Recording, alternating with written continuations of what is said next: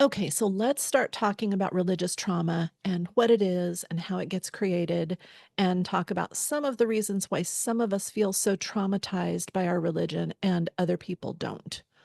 I'm going to stop sharing for a second so that you can see my face, and I'm going to keep talking to you. This is not an easy, simple, quick topic. So you're going to notice there are a bunch of different videos, and some of them have got several slides. This is not a simple, there's not a simple answer to this. But I think that religious trauma kind of starts with growing up in and living in a really insular community. Most highly religious people grow up in a very insular community, surrounded by other people who believe the same way that we do when we're growing up.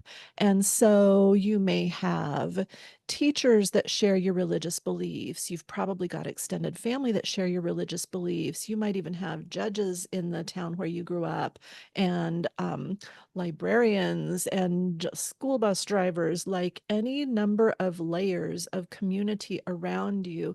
And even if they don't come from the exact same religion that you do, lots of them are likely to also be religious, even if it's a slightly different flavor.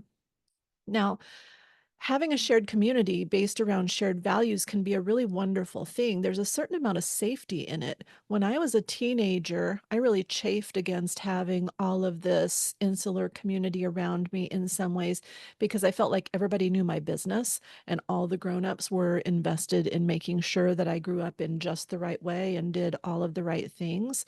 So if I did the slightest thing wrong, any one of those adults might sit me down and grill me about my behavior and my thoughts and my friendships and who I was spending time with. When I started dating someone in high school who wasn't a Christian, I had people within my church and within my community sit me down to talk with me about how potentially problematic this was. So I felt kind of surrounded, but at the same time, I had at least a couple dozen adults at any given time that if I had somehow gotten myself in a lot of trouble and I needed help, there were phone numbers that I knew I could call. And when I called, even if they weren't my parents, weren't my grandparents, weren't my aunts and uncles, I had all of these other grown-ups around me that I could have dialed any one of their phone numbers. And the only question would have been, who in the household is dropping everything to jump in the car and come get me? So I had so much support. And this is one of the, like I said, this is going to be layered. There's not going to be one simple answer to why religion becomes traumatic for us. But if the religion is not working for us and we have to leave, that's a lot to lose. And having an insular community like this comes at a price, because everyone has to conform. In some communities more than others, but usually you have to conform a lot in strict religious communities. And that conformity teaches you not to be yourself, and often teaches you not to even try to know who you are. Why try to figure out who you are when your mission is to figure out who you're supposed to be? So when this comes at us from all sides, it kind of builds up in the brain and we don't know anything else. Um, Closely related to growing up in an insular community is growing up in insular families. Families in strict conservative religions are usually very, very insular and overwhelmingly patriarchal. I don't know of any exceptions to this. There may be exceptions to that somewhere in the world. There may be religions in the world that are extremely matriarchal and or egalitarian, but still traumatizing, but I don't know of any. I think it is inherently traumatizing to insist that women and children must be subservient. So that's just one flavor of how these families expect strict conformity from us. And a lot of us really kind of chafe against it sooner or later. But if we decide we want to go against it, then that's a lot to lose. And we wind up becoming eventually estranged to some degree or another from all of our community. We lose cousins and aunts and uncles and shared history and holidays together and family reunions and favorite meals that the whole family is used to eating together, and going to weddings together and funerals together. We may still do those things if we leave. Um, but they're usually going to feel really different to us, and that brings a lot of grief to most of us. Things really have changed. That bond really has changed because in order to stay completely accepted within that family and within that religion and within that community, we couldn't be ourselves. That in and of itself is harmful to us. Um, and so any family can be abusive, any family can feel like a pressure cooker, but religious families in insular communities can be surrounded and insulated and helped by layers and layers and layers of conservative friends and schools and local officials and churches and social workers and judges that are all on the side of the religious parents. And this is another thing that can wind up being traumatizing for us. Um, those of us who grew up in these environments usually grew up absolutely steeped in sexism and misogyny, including misogyny cloaked as we respect women, we open doors for them, we protect them, etc. Homophobia camouflaged as family values, crushing and strictly enforced traditional gender roles, which is super hard on any of us who don't feel like our true selves are in alignment with the gender that they assigned us when we were born. Um, and then if there's also child abuse and neglect, there's just absolutely no way out for kids growing up in that environment. We just have to survive it and hope to escape after we turn 18.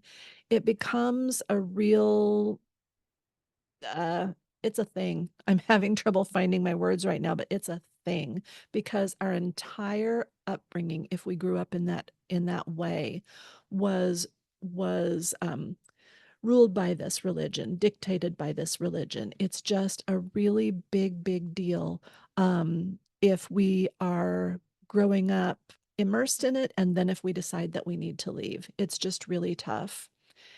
And so we just have a lot that we lose when we walk away from that. That's why I feel like religious trauma, if we have it, is such an extremely complex form of trauma, a complex form of PTSD, because we were completely immersed in something. It began to not work for us. If we decide to walk away, then there's this whole other layer of trauma from having removed ourselves from everything that we grew up in. And we gain a lot of freedom in the process, which is wonderful. And I am still grateful for that freedom to this day. It's changed my life. But leaving an all encompassing religion is a massively complex trauma. And in a sense, we almost become like refugees in a way. And I say that with some sensitivity because I know that it's not the same as a refugee who leaves one country and goes to another country where they're now in a different culture where they're maybe not welcome, maybe they're having trouble feeding themselves. Like there's tons of trauma for actual refugee people. But the part that I'm trying to point out is it's a culture shock to leave religion. If you're watching this video because you or someone you know is dealing with religious trauma and you're trying to figure out, why the hell is this so hard? Why am I not over this yet? I'm going to say that part of it is because you got steeped for a long time in one culture, surrounded by people who loved you but controlled you and insisted on controlling you. And that started to not work. And then when you walked away, it was a whole new kind of trauma because you had to leave so much behind. And it's a huge culture shock. And we wind up having to build new lives for ourselves, which is not an easy thing to do. I've got clients who left their religious communities who said things like, we lost 150 friends all at once, a whole community, a neighborhood, all of our kids' friends, everything. Um, Several of my clients used to be pastors, so they've lost careers in the process of walking away from a religion that wasn't right for them. And the same thing, I've got several clients who had careers in religious music, and when they walk away, they lose their jobs and their careers and everything.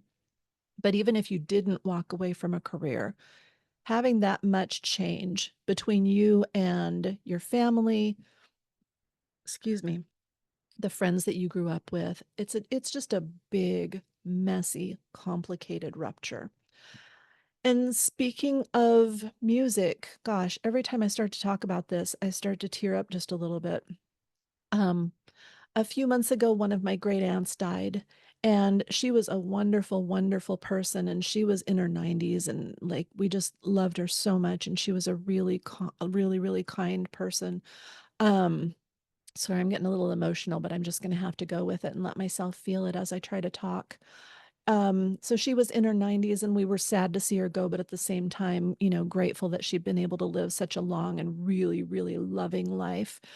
And one of my sisters sent me a video from her funeral service, a video of a bunch of my family members standing at the front of a little church and singing a hymn to honor her at her funeral.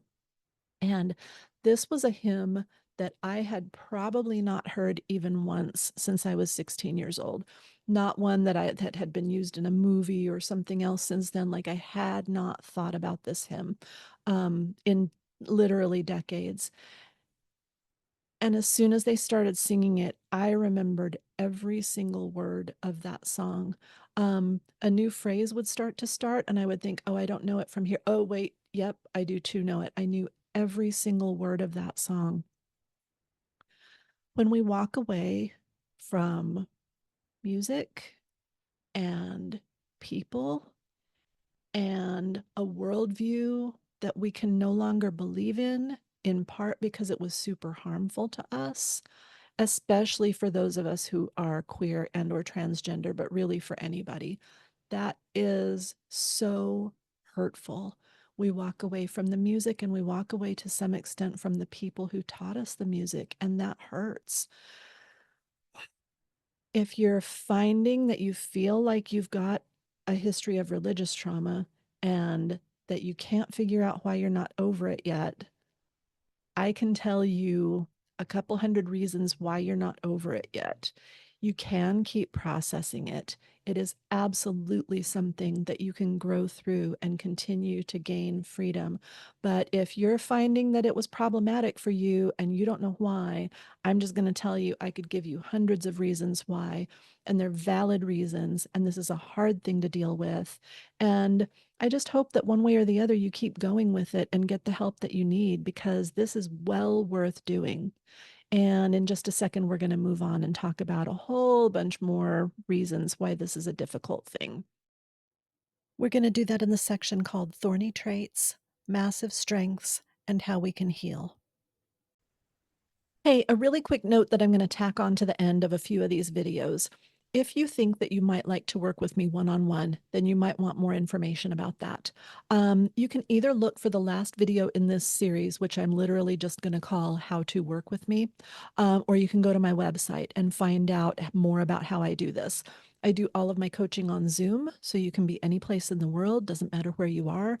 I give you more information both in the wrap-up video and on my website about rates and how often to see me and all of the logistics of it. So if you're interested, check those things out.